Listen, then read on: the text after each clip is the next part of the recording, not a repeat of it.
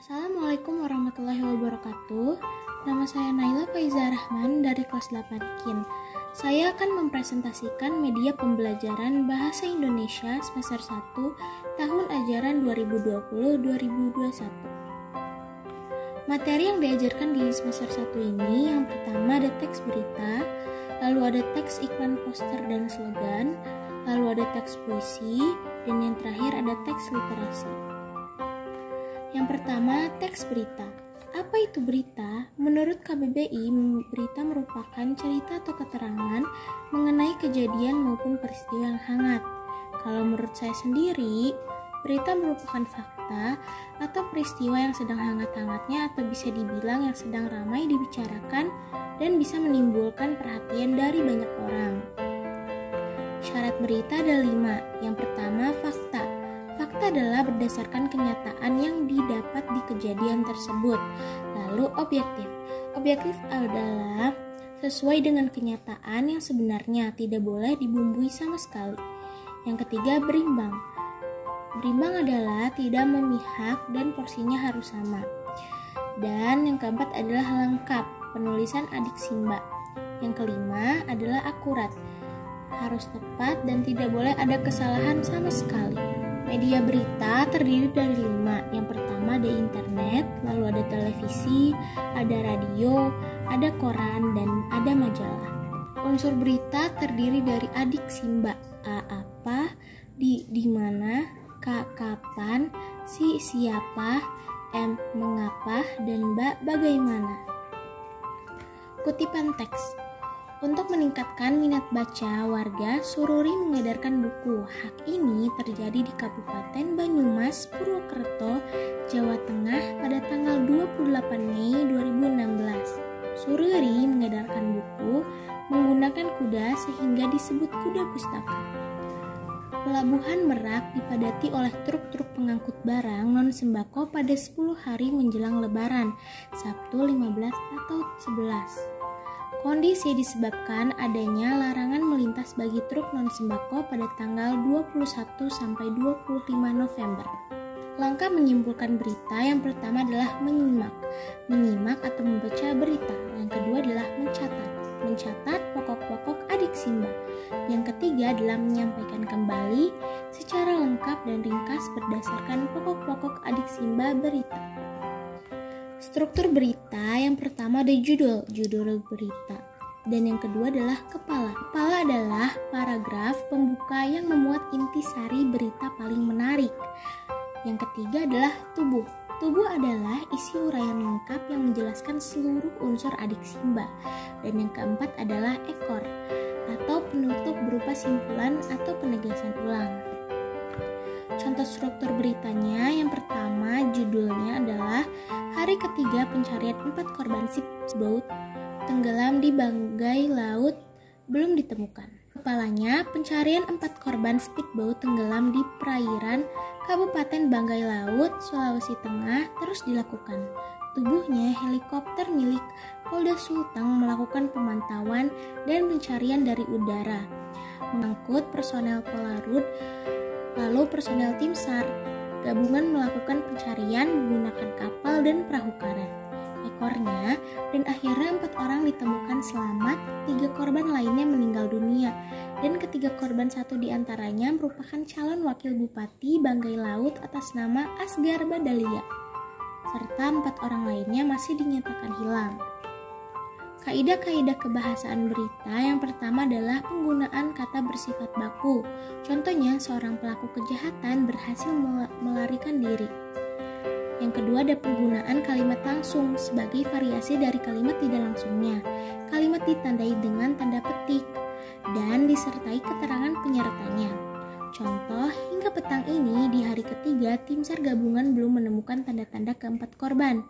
Operasi juga dibantu 1 unit helikopter milik Polda Sulawesi Tengah, ujar Kepala Kantor SAR Pencarian dan Pertolongan. Lalu selanjutnya adalah kata kerja mental. Kata kerja mental yaitu kata yang menerangkan aktivitas, menghindari, berpikir, dan merasa. Contohnya, warga mengadakan aktivitas bakti sosial. Lalu ada konjungsi temporal. Konjungsi temporal merupakan kata menunjukkan urutan waktu. Contohnya seperti lalu, sambil, seraya, selanjutnya, sejak, dan sesudah. Yang terakhir adalah menggunakan keterangan waktu. Keterangan waktu adalah untuk menjelaskan ketika suatu peristiwa terjadi. Contohnya kemarin, keesokan harinya, sekarang, pagi hari, siang, dan pukul. Materi yang kedua adalah teks iklan, poster, dan slogan. Apa itu iklan? Iklan adalah teks yang mendorong, membujuk, memberitahu khalayak agar tertarik pada barang dan jasa yang ditawarkan. Contohnya seperti ini. Apa itu poster? Poster adalah plakat yang dipajang di tempat-tempat umum. Poster memadukan perpaduan gambar dan kata-kata. Selain itu, poster pun menggunakan kata-kata singkat, jelas, menarik, dan lengkap. Berikut contohnya. Dan apa itu slogan? Slogan adalah perkataan atau kalimat pendek yang dipakai sebagai dasar tuntutan pegangan hidup. Prinsip utama dari usaha maupun organisasi, slogan sering pula disebut moto atau semboyan yang lebih mengutamakan kepadatan makna dan kehematan kata-kata. Ini contohnya. Apa perbedaan dari iklan, slogan, dan poster? Kalau iklan menggunakan gambar, kata-kata, gerak, dan suara.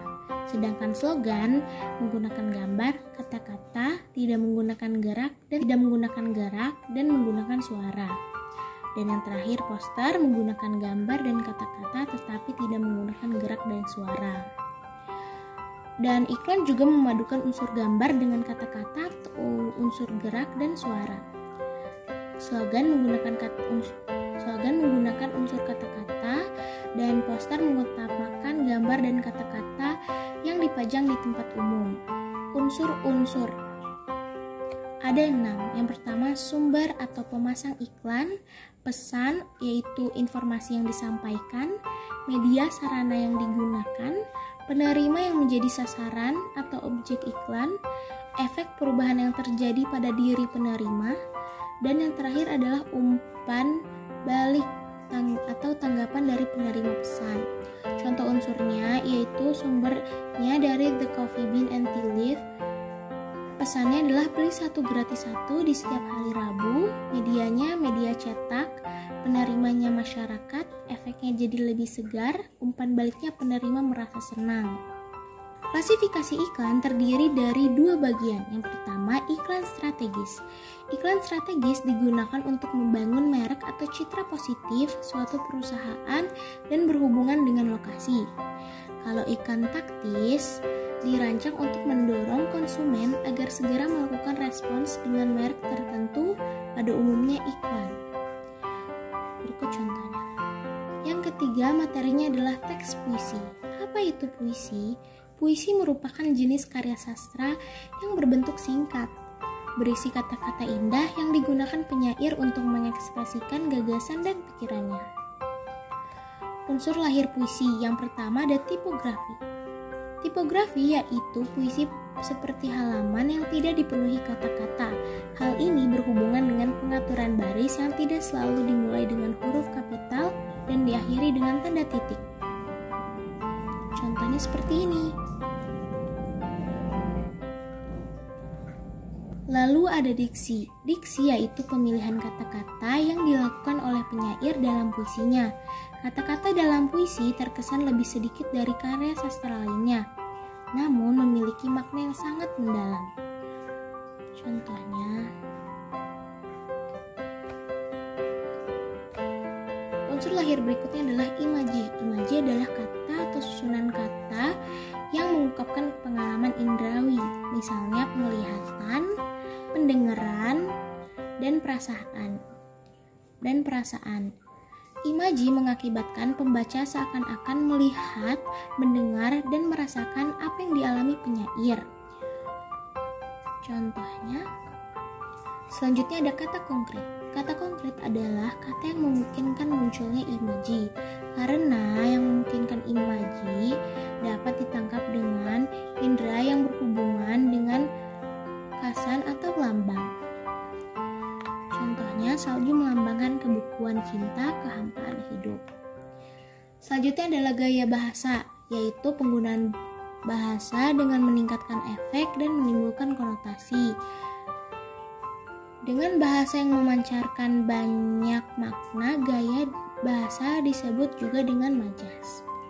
Contoh majasnya majas hiperbola. Rima atau irama adalah persamaan bunyi puisi baik di awal, tengah, maupun akhir.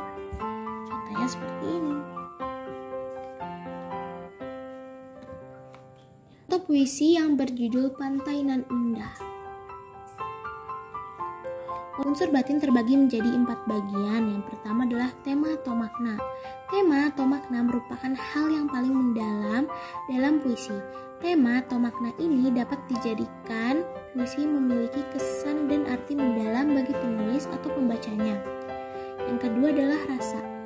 Rasa adalah sebuah sikap penyair mengenai pokok permasalahan yang berbeda dalam puisi.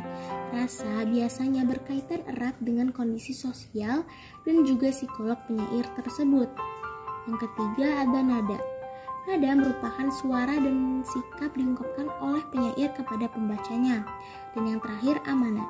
Amanat adalah sebuah pesan yang terkandung dalam puisi dan disampaikan kepada pembacanya oleh penyair. Pesan ini seringkali diungkapkan secara tersirat dalam sebuah kata.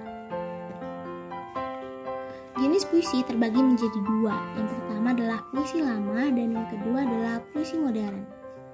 Hal penting dalam membaca puisi adalah pelafalan, intonasi dan tempo, sikap, mimik dan gestur, volume suara, kelancaran, dan kecepatan. Materi terakhir yaitu teks literasi. Apa pengertian teks fiksi dan non-fiksi? Buku fiksi atau rekaan yaitu menggunakan imaji sebagai sumber pengembangan ide atau gagasan. Buku non-fiksi atau fakta yaitu menyajikan kejadian sebenarnya berdasarkan pendapat atau ulasan sang penulis. Jenis-jenis buku fiksi dan non-fiksi. Yang pertama fiksi.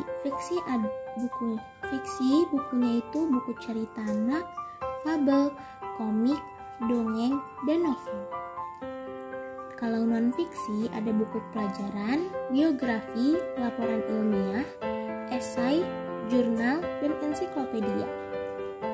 Selanjutnya perbedaan sinopsi dan indeks. Sinopsi adalah ringkasan garis besar naskah yang menggambarkan suatu cerita, dan kalau indeks yaitu istilah penting yang memberi informasi halaman. Perbedaan indeks dan glosarium. Glosarium terdiri dari kata-kata sulit yang digunakan di setiap bab atau pelajaran dan disertai pengertian. Indeks yaitu kata atau istilah penting yang terdapat pada bagian akhir buku, tersusun berdasarkan abjad yang memberi informasi tentang halaman tempat kata atau istilah itu ditemukan. Pengertian dan fungsi kata pengantar dan daftar isi. Pengantar adalah gambaran umum tentang maksud dan tujuan penulis menyusun buku tersebut. Daftar isi merupakan gambaran umum tentang isi buku yang hendak dikisahkan atau dipaparkan penulis. Pengertian dan fungsi daftar pustaka. Daftar pustaka merupakan susunan tulisan di akhir karya ilmiah. Isinya berupa nama penulis, judul tulisan, penerbit, identitas penerbit, dan tahun terbit. Daftar pustaka digunakan untuk sumber seorang penulis dalam berkarya. Di sini ada satu quote yang berkata, bila kamu tidak tahan lelahnya belajar, maka kamu akan menanggung kebodohan, dari Imam Asy-Syafi'i. Sekian dari saya, mohon maaf bila ada kesalahan. Wassalamualaikum warahmatullahi wabarakatuh.